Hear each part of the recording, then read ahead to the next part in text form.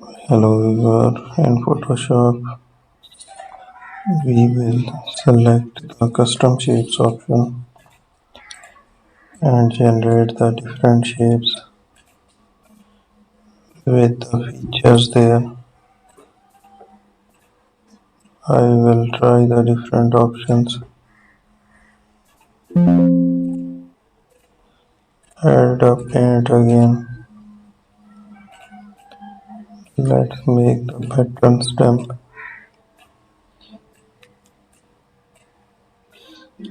We have to use the changes.